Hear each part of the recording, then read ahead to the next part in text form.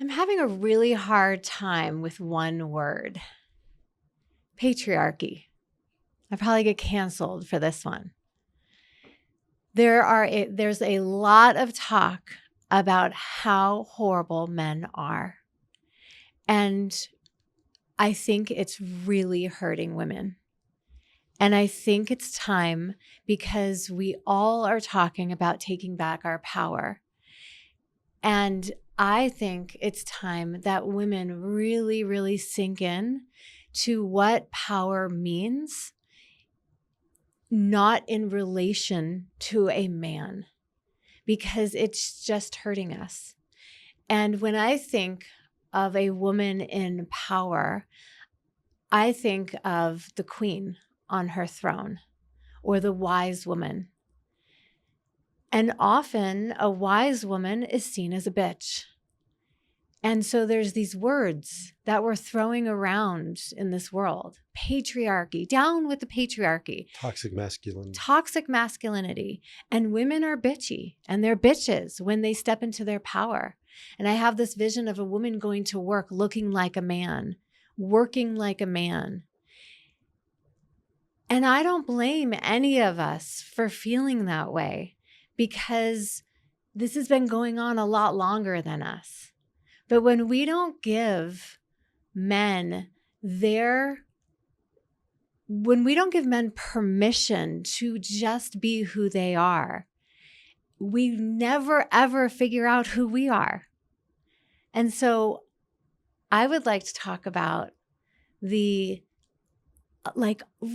really, how do we honor ourselves in the masculine and feminine roles without being in this polarity, without being, I'm a woman against you because you're a man, but I'm a woman because I sit in the power of who I am.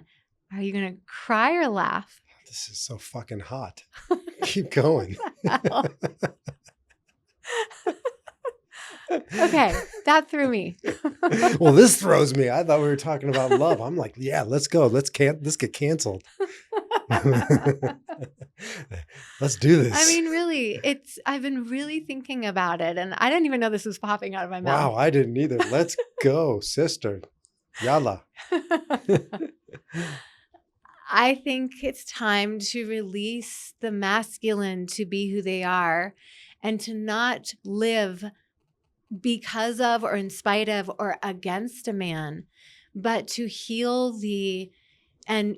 by seeing and honoring the feminine in a beautiful way. Because when I'm not against you, I'm unstoppable. And so really, I mean, in my work, I talk about taking your power back. In the shamanic field, we talk about taking our energy back from all space and time. Mm-hmm. And that's a huge phrase. It's not just a cute thing you say. Mm-hmm. If there is a codependent or part of me that is attached to you because I'm mad at you for being a man, then I'm literally in your energy field and I can't function. And so I would love to discuss, how do we take our energy back from all space and time and really honor each other without being so angry? I don't want to talk about culturally or societal, like we don't need to go macro, but how do we just own our power so you can sit on your throne and be a king and I can be a queen because you need that from me? Whoa, I just did not see this podcast coming. I didn't either. All right. I love this conversation. Well, first of all, to me, I mean, we have to start a little macro in the sense of like getting some like concepts down, and then let's make it personal. Okay. Yeah. First of all, there's always a North Pole and the South Pole. There's one side, there's the other side. You can't have one side without the other side. Mm-hmm. So if you want to cut off patriarchy, what are you cutting off? Because the other flip side of patriarchy is matriarchy. Mm-hmm. Right? And if you just have matriarchy, so let's take patriarchy. What is patriarchy? Patriarch is father, first of all, in the Bible. Mm-hmm. The patriarchs are the fathers, the matriarchs are the mothers. So patriarchy is bad because last I experienced, without the patriarchy, you ain't making babies. right? That's sperm. Mm-hmm. Matriarch is egg. That's womb. You need each other. Like, so now you're going to say one side is better than the other or one side is badder than the other, right? It doesn't even make sense. Can it become out of proportion? Absolutely. Right? But it's got to be proportional. It can't be, let's get rid of the patriarchy. Mm-hmm. It must be, let's recalibrate the patriarchy. And I think it's amazing when women can give men permission. This is a little bit about our other podcast. When we can give you permission to be a man who is softer or not soft, vulnerable. Mm-hmm. It gives women permission to trust and let down and be in her own energy, right? So we do need men. And patriarchy. Yes. Because patriarchy, again, is top down. It's vertical. It's a hierarchy, right? That's one way we need to be in the world. Hierarchy is, I want my surgeon to come from a patriarchy school of medicine before he cuts me open. Mm-hmm. That this isn't a consultation around everybody around the table of what should we do. This is she or he is, here's how it works in this surgery process. Yes. This is non-negotiable. I want my airline pilot to come from a school of patriarchy that says there's a right and a wrong. There's a binary choice. The wheels are up or the wheels are down. That has its place. Mm-hmm. I want a military that has a patriarchy, a command chain that says we need to go to war. The Holocaust is happening. We need to stop it. That's patriarchy. It has its place. Should it be across the board all times, every time? No, we need matriarchy. Matriarchy is circular. Matriarchy is relationship. Matriarchy is egalitarian, right? It's everybody has a voice here. Mm-hmm. And we need to be in relationship. Absolutely. But they each have their time and their place. And I actually think that we all have feminine and masculine, patriarchy and matriarchy within us, right? So if I am too in my feminine, so we'll bring it down a little bit here. If I am too in my feminine, I lose my container. Yes. And I lose my way, my direction. Mm-hmm. And there are times and seasons, right? So like the beautiful thing about a queen is that she honors the season of life that she's in, and she honors the actual season that she's in. And she understands that like in the winter, we winter by coming into hibernation. And sometimes that means we are more circular. And then the spring comes and we're more directional. And then by summer, we're like, right? And then the fall comes and we come back. And so I think it's a learning and a teaching how the masculine and feminine, you have a masculine person has so much to teach a feminine person and vice versa. And so when we just, so our audience and we have sort of a understanding, patriarchy and matriarchy is a societal expression of masculinity and femininity. So again, a patriarchal society is taking the masculine and putting it into school systems and putting it into infrastructure and all that, right? So I just want people kind of to understand. And we're going to back off of society, right? Because we just get lost and angry and whatever. But now we're pulling it back to the ingredients. Right. And the ingredients of patriarchy is masculine and the ingredients of matriarchy is feminine. Mm-hmm. And what you're saying is we have them all inside of us. Right. Women tend towards femininity with some masculinity, men towards masculinity with some femininity. Mm-hmm. And how we express that out in the world, right, is patriarchy and matriarchy. Is that fair? Just kind of people understand what are they jumping back and forth for? Yeah, I totally think that's fair. And I think that the answer, again, you and I don't usually go macro because we're going to, there's so many opinions, but I think the antidote, the medicine is to bring it over here. And to recalibrate it. Right. And to find synthesis, like sort of a divine flow. Right. Right. There's so much energy out there and conversation, and I've heard so much about being a queen is being a bitch, right? And or being subservient to the king. right, Like some women don't like the queen language. Right. And so the medicine to that is to come and bring that circle closer. Yeah. Because it's in Judaism, we say tikkun olam, which is like, let's heal the world.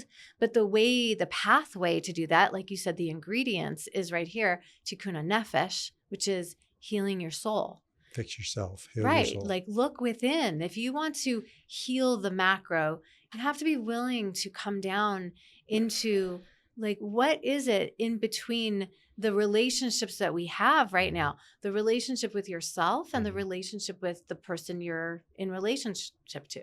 Because here's what's happening, and then let's really make it personal. The people who are most angry about the patriarchy are becoming patriarchal.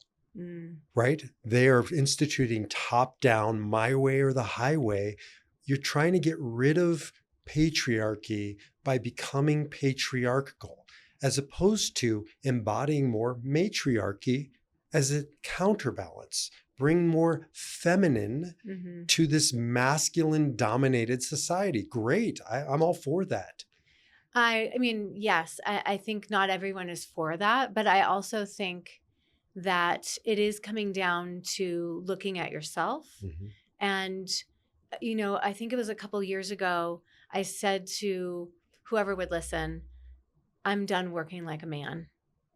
I'm done being the hyper masculine. I'm done with the scheduling and the calendar and I live by my calendar, of course, but I'm done feeling like in order to succeed, I have to bust my ass like a man, and really honoring like I said before, the season that I was in. Well, let's take yesterday. We had a soul-centered board meeting. Yeah. To make it personal. Soul-centered is our center for spirituality, meaning, and healing, and we're developing it more and more. And this is part of a soul-centered podcast conversation, I think, too. Well, let's explain it for a second. Okay. Soul-centered is a dream that a nonprofit and a collaboration between the two of us that came 10 years ago, but really 27 years ago. And Soul-centered now is a nonprofit, a foundation based on healing, meaning, and spirituality.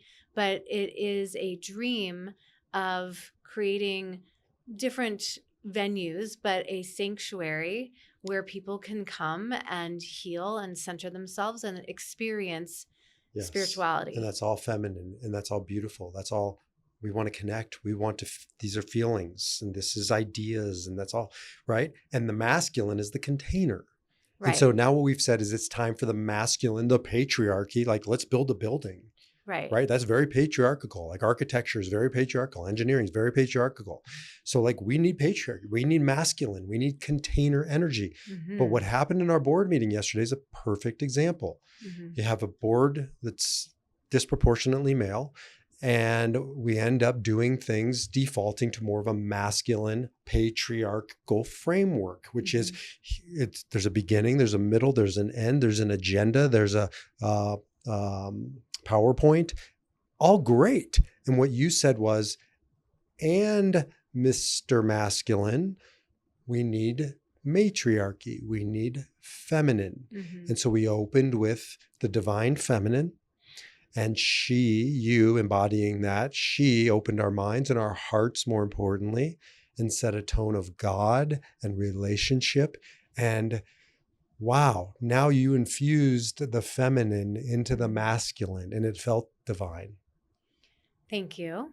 And I think, just personally, the way that I'm finding a deeper queen wisdom, feminine energy is to continually ask myself, who am I, not in relationship to the masculine, but who am I and how do I want to express myself no matter who is in front of me, right? So it's a deep introspective spiral, which is feminine, that all I think at one point in our lives we're invited to do, instead of who am I against you? Who am I against this board meeting? There were all men except for me. And we're just building, and I have no problem with it because I like the idea of infusing feminine energy in a traditionally non-feminine space. And I think that the more we do this deeper introspection of, well, what is my feminine energy, but also what's my masculine energy? Okay, but you are describing moving into your masculine energy, because a masculine energy says, fuck you, this is the energy. And so I think what we're talking about in many ways is you reclaiming your masculine to express your feminine. But do you know why? You know why? Because I'm embracing my feminine. That's it. And that's the midlife shift. That's it. Because you're embracing your feminine, it gives me it gives me space to understand who I am in my masculine that isn't who you are, right? So, I mean, think about the way I'm saying this. There's a lot of people I work with, and myself included, we really have to kind of peel away the layers of codependency on each other, right, to love and accept each other as we are, not just you and I, but you and Yovel or whoever's sitting here. Then we have to peel the layers of codependency of what do you think of me? Right? Like I said, if you take your power and your energy back from all space and time, that means that what you think of me is none of my business, even though we're in relationship with each other. That is when you own your own space and your own container, you have the power and the energy to breathe feminine, masculine, feminine, masculine. And then you don't need to be mad, angry at whatever the structure is. Like, for instance, you can be angry at a patriarchal school system that is top down and is really alienated people like our youngest son, who isn't a patriarchal learner. Face forward, right? Some people are, but you could either be angry about it and run around, action, or you can create a matriarchy or a divine feminine oriented educational process, bringing some patriarchy into it, and it's no longer anger. Yeah, I love that. The idea of the school that he goes to, right? So Aviv was in it was definitely in it was a creative, artistic, but traditional school, traditional learning, front facing learning. As most public schools are. Yeah, very front facing, and was falling apart, failing, and everything was falling apart. And so we found a school that was definitely has the container. Yeah, but it's feminine. Yes, but because it has the container. Yeah. Like you think about the head of school who has been there for 30 years and understands the process, right? So he holds the vision with the board and the people that work with him. Which is patriarchal. He holds that masculine container, which is gorgeous and beautiful. And they let it breathe inside the container, which is, he has notes for tests. He has a huge math test today. And I was like, need help? I can't help you. But do you need help? God help you. Hashem will help you. But he's like, no, because they understand my dyslexia and I have notes and I have time and I have this. And that's the feminine, right? You need to go to school or be homeschooled or whatever. But here's the container. And within it, we get to move and dance and flow. And by the way, homeschooling is much more divine feminine. Right. And you hear that has its own set of challenges. For sure. The structures are missing and the integration is missing and the practicality is missing. And unless you're a parent that is more masculine and will contain those structures. I remember when the kids were young and I wanted to homeschool Yuda and you were like, hell no. Right, because you have zero patriarchy. I don't have that. No, that's not how my brain works. Right. So then you need the counterbalance but that's the whole point. It's divine union of these two things. Right. And let's come back to midlife is the gift.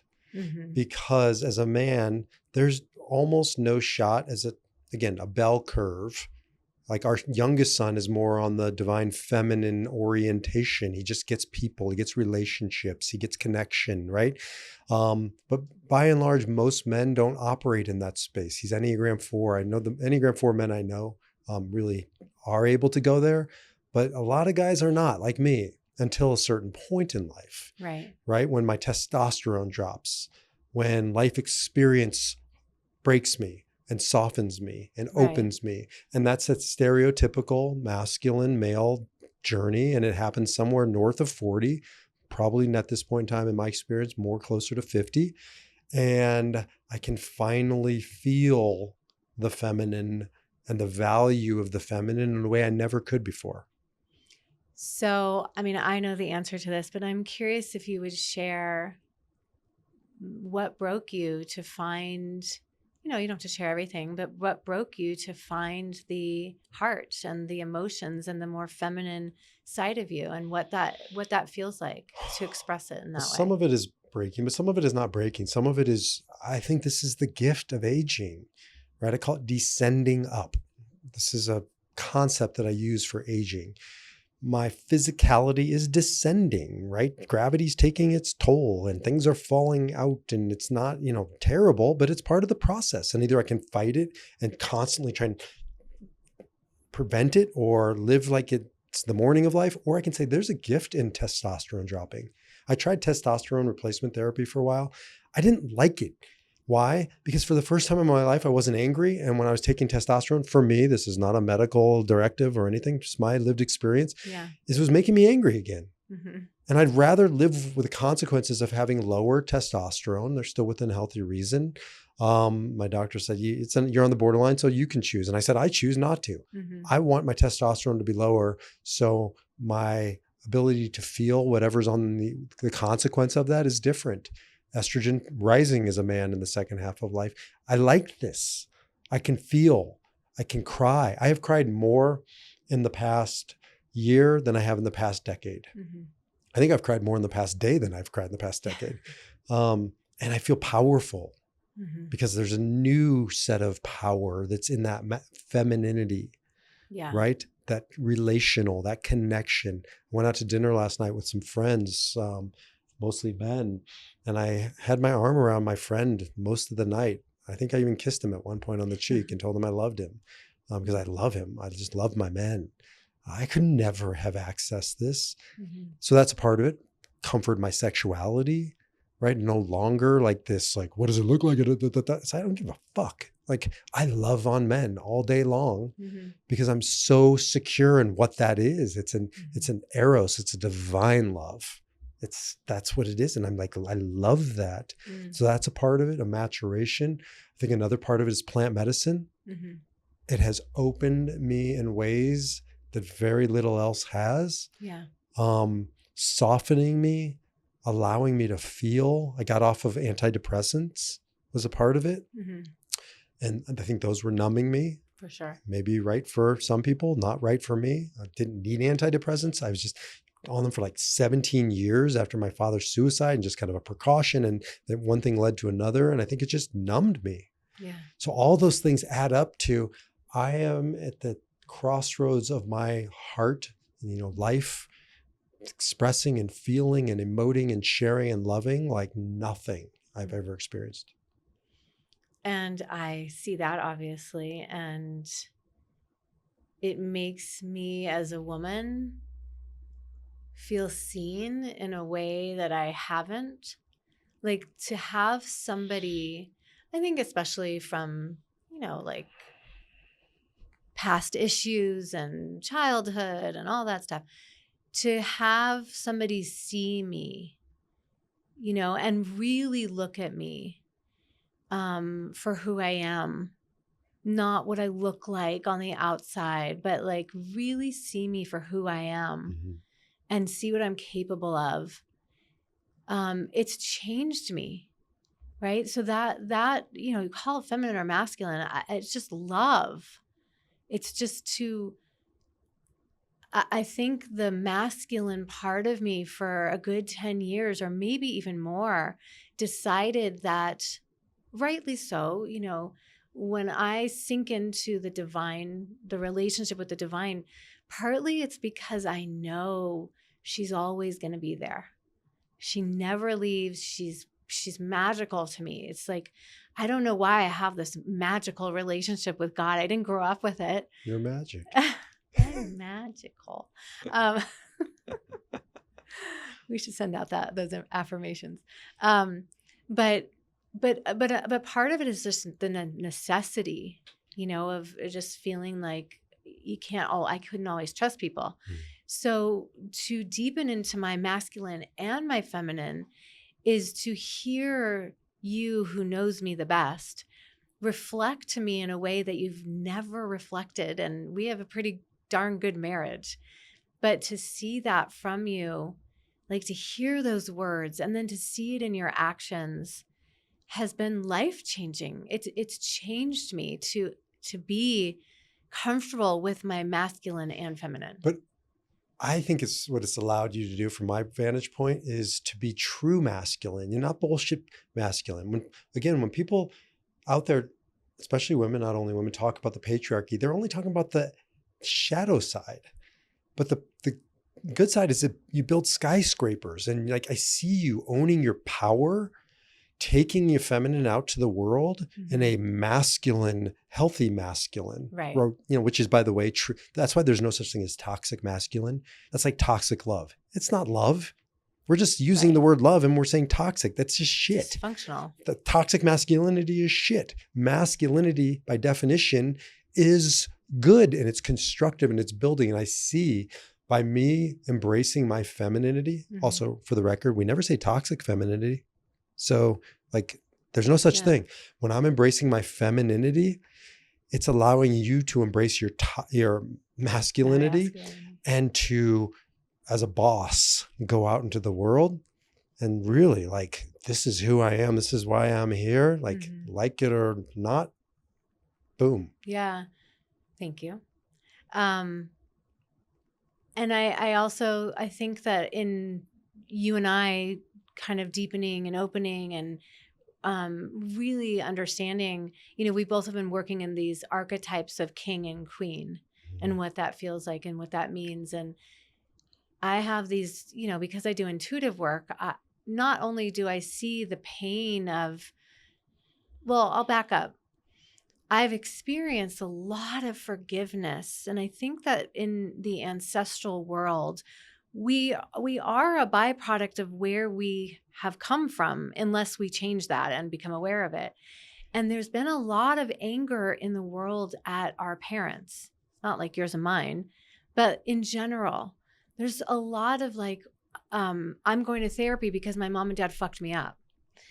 And feeling into my own parents and feeling into their parents and their parents and their parents, and really, really to heal the masculine and feminine, at least for me, I've had to go back a few lineages and really, really forgive and see my mom and dad for all the roles they did, because they had no idea. They were never talking. There was no such thing as podcasts. It's bullshit. Like, they were given almost nothing. And they didn't know how to have communication and conversation in this way. Or they did it better than their parents. And I was just going to say, and their parents and their parents. And then you go back deeper and there's Holocaust and there's war and there's survival and famine. And like, our ancestors are laughing at us right now partly because we're blaming them for in a life in that we're living in that is luxury compared to where they came from. Totally. So I think the healing of the feminine and masculine is also going back, right? And really forgiving. There's been a lot, and this is a whole other conversation, but there's a lot of like, I'm not speaking to my parents, and my parents did this and my parents did that. And it's really important for us as we come into our queen and king, our masculine and feminine, to explore our history. Yeah. And free our parents of the guilt and shame that they have carried, so we can free ourselves and be free on our thrones. Viktor Frankl says, and others have said it, it's easy to look down upon a giant when you're standing on her shoulders. Yeah. Right. And it's so easy. There's two sides of the coin. There's forgiving and there's appreciation. Yeah. You're the sperm that won the race. You wouldn't be here without all of the sweat, blood, tears, sacrifice, whatever. Right. So it's forgiving. It's also acknowledging. And by the way, when it's ironic to me, like when a woman in general, men do it too, but it's ironic to me when a woman is like so angry and judging of her parents or something like that's patriarchy. That's punishment. By the way, punishment has its place when you send people to prison for doing bad things. That's patriarchy. Right. But like you're part of the patriarchy that you don't like. When you're in this hierarchical, I'm right, you're wrong, Right. top down. Right. And that's where we need femininity, which is it's a relationship. Grace. Right. Grace. Grace is feminine. I do acknowledge that like we all have trauma, wounds. If you're on earth, you've been through something. And that is sometimes, I mean, you and I have made decisions around our children that they have to work through. Yeah. Right. And like we've given them unconditional love and all the things possible to help them in the decisions that we made and the decisions that they made, and, you know, trying to do it as present as possible. So we're not squeaky clean either. If you're human on this earth, you're going to cause other people pain because you're in a school and you're teaching each other and you're here to dance with each other.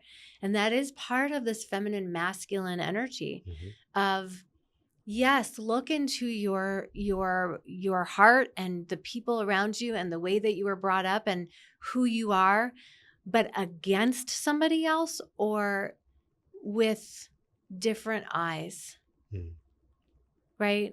And I think it takes a lot of time and love and energy and maybe years to get to that place of softening the masculine and feminine enough to see the other person. And they both have their place. Like holding somebody accountable is patriarchy or masculine, and grace and forgiveness is feminine. And they both it's yes. Yeah. The answer is yes. Yeah.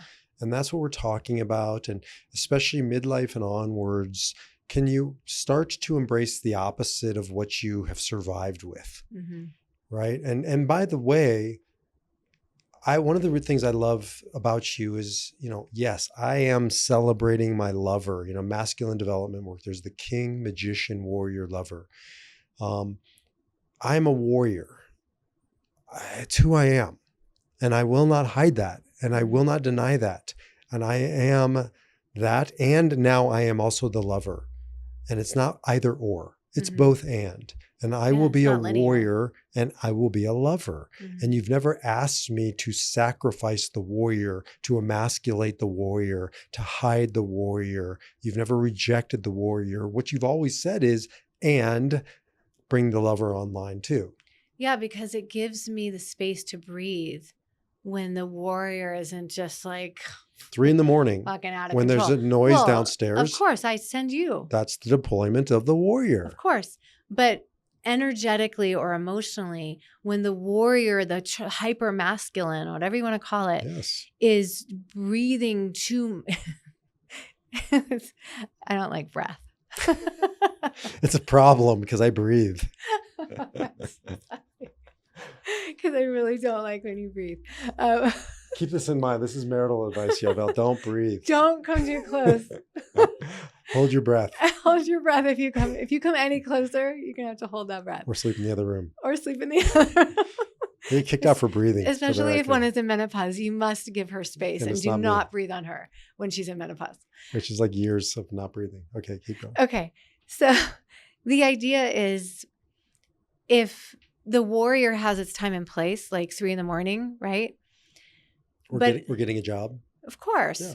But in the day-to-day, right, when the warrior comes in and there's a lot of energy, and a woman is in her feminine, she needs the space. She needs space. She needs to breathe. She needs, most feminine women I know are really sensitive and empathic and intuitive, and they need that space. So if I'm talking energy now, but if somebody's in their warrior, men or women, right? Because by the way, women can be in their warrior, and for me, still, it's too much energy for me. The warrior is great in a healthy way, but the warrior is great in war. Yeah, but can really invade space if he or she is too much.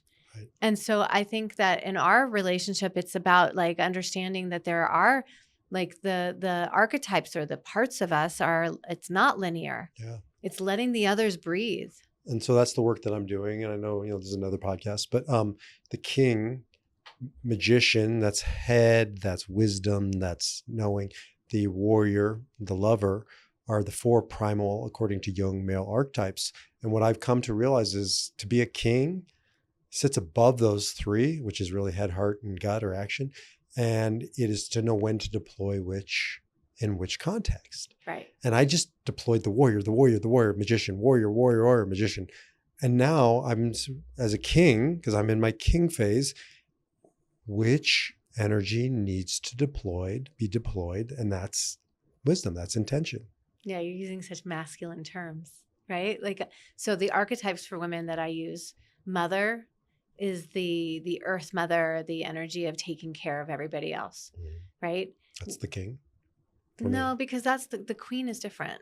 Like the mother can get burned out. She can overgive and not be in her feminine because she's in her pleasing mode. So the mother is the warrior in my language. Yeah. And the lover to me is the water energy of like, she's emotional. She can be in her, the lover to me is emotion. It's feminine, right? She's flowing, she's feeling, but overkill of the lover and she's a puddle on the floor. Or codependent or. Exactly. She's irrational. She can't get out of her emotions. Like when the emotions take over, you're not in your masculine at all. And then comes the intuitive and the queen, right? The intuitive or the mystic and the queen. Magician. Yeah. Are the ones that really step into the idea that like, we're going to gather in the mother and gather in the lover. Right. And you are all those parts. And that makes, that's the Kabbalistic idea of the whole person. And when we gather into your archetypes of the whole male and the whole female, like it's a beautiful synergistic energy. It's like those two intertwined circles. Yes. And when a queen is owning that space, her queendom, and a king is owning his kingdom, then you have these two synergies coming together to create something magical. And that's the point. Yeah. And we've learned from each other. You've taught me a lot about the feminine. I've taught you a lot about the masculine. And now in midlife and onwards, we're owning the whole entity. No longer depending on you for my feminine. You're no longer depending on me for your masculine. Yeah, I think it's beautiful as people, we move into this different stages of life to ask ourselves, like, what archetype needs to be released or decreased and developed. Yeah. And what needs to grow. Just as we start to close, I have this vision while we're talking of very, very like a long, long time ago when I go into the ancestry of a man and a woman, like just honoring who they are, and like a witch and her partner, and like honoring the magic that the feminine brings and honoring the masculine. I believe that at one point we had that. And that's why we're all kind of like, to heal, we have a vision of something. Mm-hmm. When you heal, you want to go either forward or remember and return to that place. And I think that place is the memory of, maybe it's ancestry. It's those wise and well beings inside of us that remember how in sync and beautiful life is when we flow together. And then inside of ourselves, it's that in sync energy of, I am masculine, I am feminine. To hate a part of the masculine or the feminine is to hate a part of myself. And so on my end, wrapping it up, we're now doing this. You heard it here first, where Ariela works primarily, almost exclusively with women. I work primarily, almost exclusively with men. But now we're bringing our work together and working with couples and taking them on journeys, expanded consciousness journeys, which do involve sometimes plant medicine, legal here in Colorado, but not exclusively. Expanded consciousness is breath work and is all kinds of ways to expand consciousness, and to do so in a container together, mm-hmm. on a retreat, on a journey, but also, coaching and counseling and healing. And so we're just pioneering this. And what we described today, I think, are really some of the key ingredients of our next level of evolution of taking men and women, now couples, on journeys together. Yeah. And I think just to close, I think it's returning to your individual um, and that flow of magic within each one of you, each one of us. And when we really tap into the healthy masculine and feminine within us, and we share that with another person, to me, that is like sky's the limit. That is magic. That is heaven on earth. That is living with and working with, living with, and being in relationship with people that expand you and expand our consciousness and expand our world. Aho, let's go. Let's go.